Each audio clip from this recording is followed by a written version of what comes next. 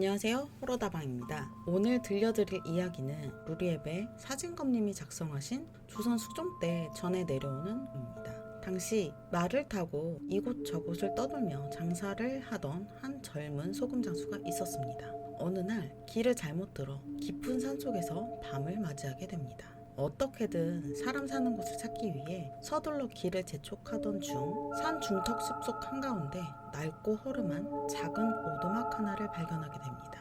어딘가 스산한 기운이 감돌았지만 당장 몸을 누일 곳이 필요했던 그는 망설일 틈도 없이 문을 두드립니다. 문을 열어준 건 놀랄 만큼 어여쁜 한 처녀였습니다. 소금 장수는 하룻밤 묵게 해달라고 부탁했고 처녀는 선뜻 이를 허락합니다. 그는 앞마당 나무에 말을 메어두고 소금 가마니는 기둥 옆에 내려놓은 뒤 방으로 들어갑니다. 보답으로 소금을 조금 나눠주며 묻습니다. 염치 없지만 먹을 것 좀 구할 수 있겠습니까? 그러자 처녀는 이렇게 말합니다. 여기선 밥을 하지 않아요. 하지만 저를 따라오시면 먹을 수는 있어요. 조금 이상하다고 느꼈지만 배고픔에 이끌린 그는 처녀를 따라 나섭니다. 한참을 걸었을까 눈앞에 갑자기 커다란 기와집이 나타납니다. 방 안에는 상다리가 휘어질 만큼 음식이 차려져 있었고 처녀는 말합니다. 마음껏 드세요.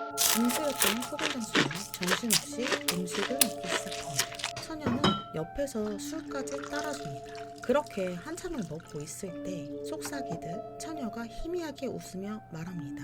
배가 부르시면 제가 있던 곳에 땅을 파주세요. 그 말을 남기고 처녀는 밖으로 나가며 어딘가를 손으로 가리킵니다. 그곳에는 어떤 남자가 서 있었습니다. 그 순간 소금장수는 번뜩 정신이 듭니다. 주위를 둘러보니 처음엔 보이지 않던 사람들이 자신을 노려보며 화를 내고 있습니다. 그제야 깨닫습니다. 자신이 지금 남의 집 장례식 음식 앞에서 멋대로 먹고 있었다는 것을. 결국 사람들에게 붙잡히고 집안의 주인으로 보이는 중년 남자가 크게 소리칩니다. 네 놈은 누구냐?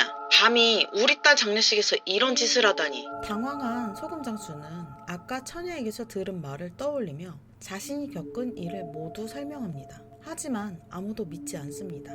결국 그는 말합니다. 저를 따라오시면 알게 될 것입니다. 사람들과 함께 처녀를 만났던 곳으로 돌아간 소금장수. 하지만 그곳에는 오두막은커녕 커다란 나무 한 그루만 서 있었습니다.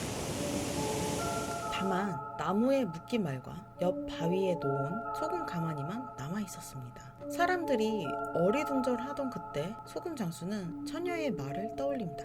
땅을 파달라. 그는 망설임 없이 그 자리를 파기 시작합니다. 그리고 얼마 지나지 않아 그곳에서 여성의 시신이 발견됩니다.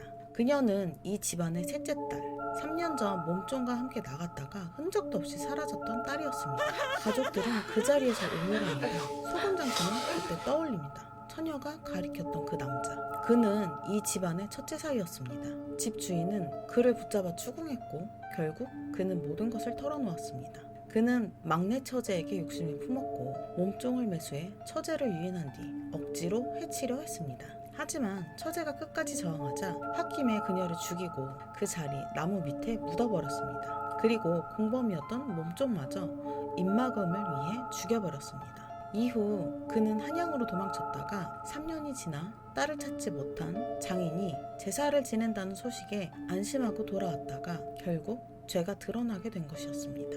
모든 일이 끝난 후 집 주인은 딸의 시신을 찾아준 소금 장수에게 밭 한마지기를 내어주며 말합니다. 자네는 내 딸과 한 방에 있었고 술까지 받았으니 내 사이나 다름없네. 그 후 소금 장수는 그곳에 정착해 농사를 지으며 살았고 해마다 그 처녀의 제삿날이 되면 빠짐없이 찾아와 사위의 도리를 다했다고 합니다.